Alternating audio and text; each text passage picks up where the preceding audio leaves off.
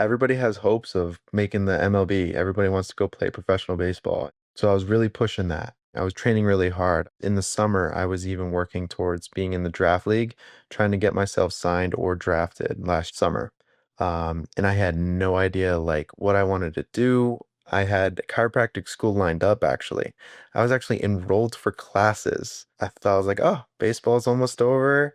All right, time to start doing what I really want to do as a career. And yeah, I was enrolled in classes. And then I got an email during the summer from Barry Aldrich, who's the recruiter of the entire Banana Ball League. And he's amazing.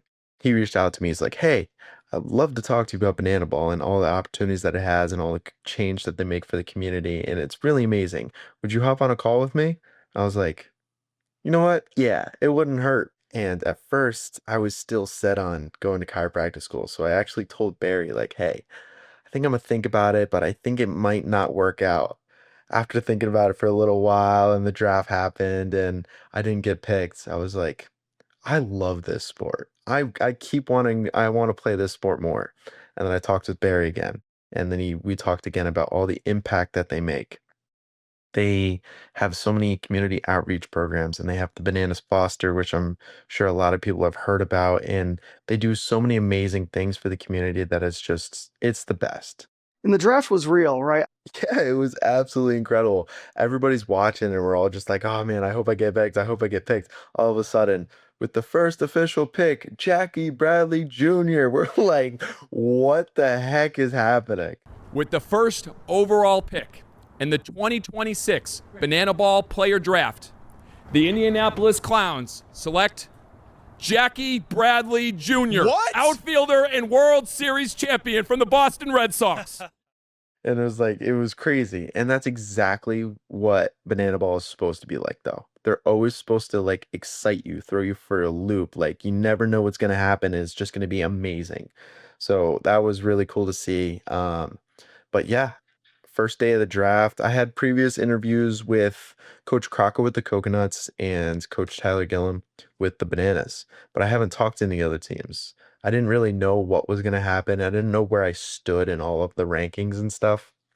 So going into the first day, we are like, we don't know. I mean, we're hopeful, but we don't really know. I was having a little bit of like a watch party with my brother, another kid that we call our brother. He's practically family to us, and my girlfriend and a couple of her friends. And we're at a restaurant. It was really nice.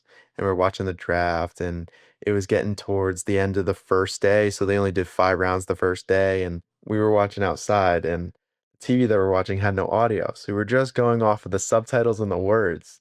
We were like, oh man, Bananas coming up was like the last pick that they had. And all of a sudden, name pops up on the bottom of the screen and everybody exploded. Of the 5th round of the 2026 Banana Ball Player Draft, the Savannah Bananas select Trystan Levesque, left-handed pitcher. Let's go, baby. So they didn't call you first. You just see it on the TV. No.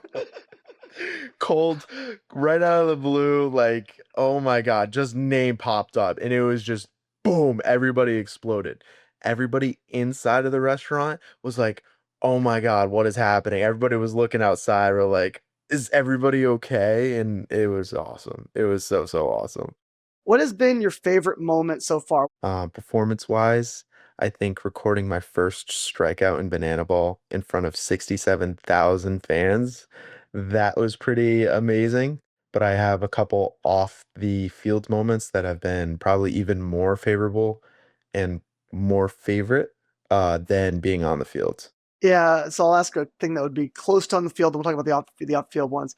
Have you gotten any really incredible pump up talks yet from Coach Reggie? Because I heard from Michael D when I talked to him a few years ago that he's really one of the big things that makes this whole thing go around. And he says that, it looks cool on TV, but when you are in it with him, this man is just an outrageously special human being that uplifts people unlike anybody he'd ever seen.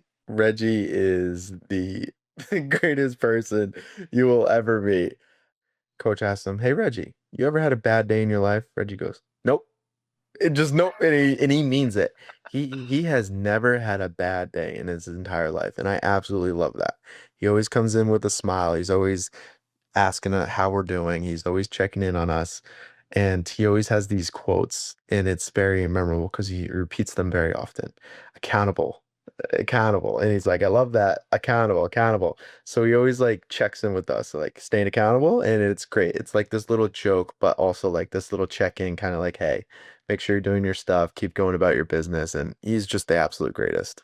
Yeah, I will tell you, I'll do a podcast with that man any day of the week he wants. I think that there's probably nuggets that he would have for people every second, but it's just apparently incredible. And you guys, the Bananas, he's only your motivational coach, right? He's now focused on the Bananas and not the other teams at this point.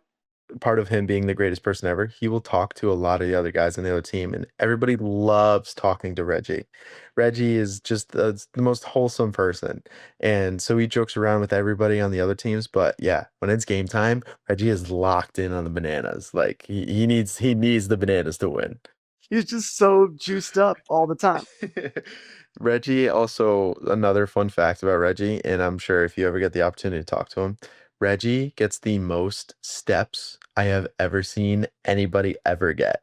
He is constantly moving and walking around. The other day he had 55,000 steps. I think that equates to like 22 to 25 miles. I was like, oh my gosh, the guy is always moving. It's great. If you see him during the game, back and forth, stepping, stepping, stepping. It's great. It's so awesome. You're saying their off the field moments are more incredible than your on the field moments, which is pretty amazing because you strike someone out in front of over 60,000 at one of the most storied college football stadiums in the world. That's a pretty amazing thing to experience. So, what off the field even topped that? I think this would be number one for me. We were at FSU, and there was a little bit of a grace period where we had all the players that are not currently pitching go into the stands, and they have activation stations where they interact with the fans and they do certain events for them to plus it even more, to entertain them even more. We'll do t-shirt toss. We'll give roses out to little girls, things of that nature. And we're always doing something. I had this opportunity where I didn't have something that inning, and I was asked to do a fans first moment. There was a little, he wasn't little, he was a younger gentleman. His name was Brennan, and Brennan has his story, and we decided to do a fans first moment for him and his family. They were going through a little bit of a difficult time, and so I had the amazing opportunity to go give Brennan a card written to him from Jesse. Yellow Tux Jesse means everybody knows Jesse. But then we also gave him a signed jersey from the entire team. And I brought it to them when they did Yellow, the song where everybody turns their flashlights on and the whole stadium goes dark. And I brought it to them, and they were beyond grateful, like tears to eyes. And they gave me the biggest hug, and they're like, thank you. This means so much. It was so incredible. Like I sang Yellow with them, and we had our arms around each other, and it was just absolutely amazing. Yeah. I mean, there are tears in my eyes. Like that's just, I haven't seen that story told anywhere, and I follow this sport pretty closely. So it just goes to show you that the ownership for this organization is very real in their why to uplift people, make people happy, etc. That's incredible.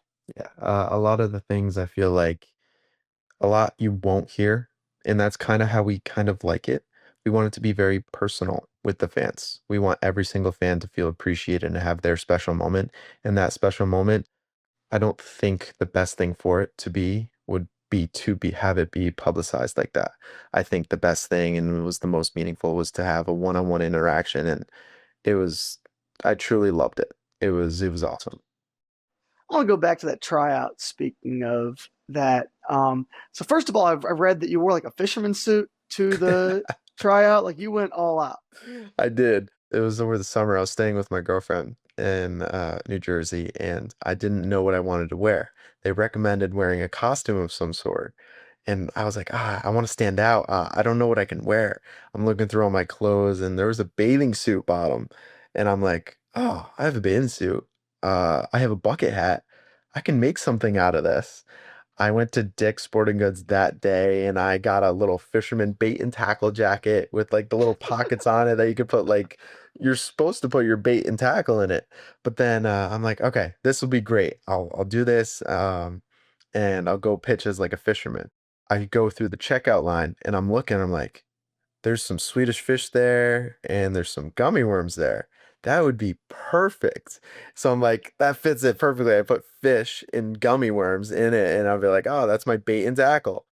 So I show up, and not even what was supposed to be a mistake and a failure turned into one of the most memorable and things that probably propelled me and made me noticeable and helped me.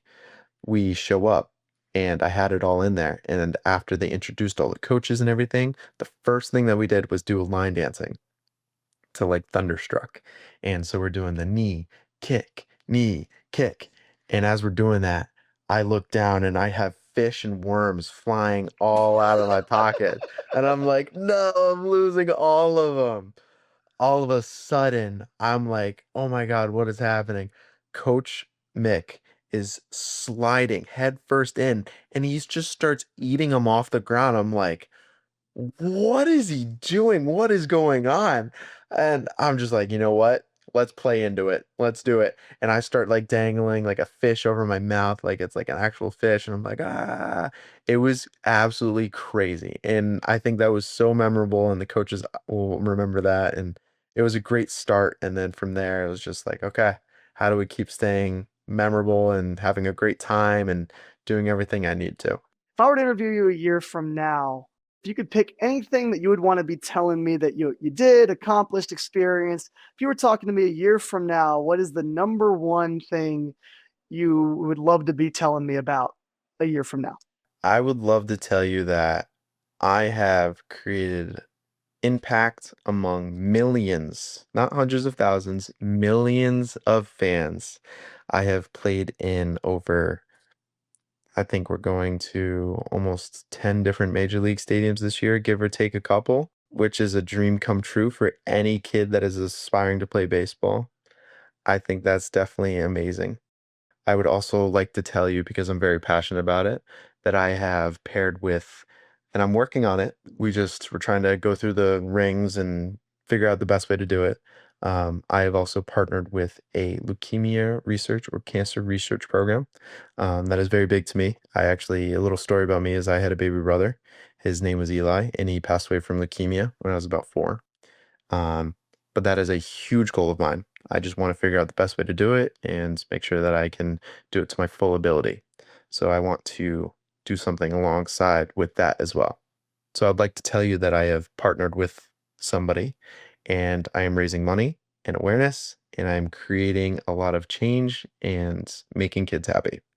I think that is the best answer. I'll tell you for sure when you launch that nonprofit or that mission and you get that partnership rolling. Would love to have you on this platform, talk about it and talk about, how people can contribute, sign up, etc., and get the word out to as many people as we possibly can. And lastly, what mound are you most looking forward to taking this year on your World Tour schedule? I mean, I think I gotta say Chicago. I mean, that's so historic. I am so excited to play there. I cannot wait. My family's gonna be there, and I want to touch that wall. That looks that looks so fun and so good. I cannot wait to play at Chicago.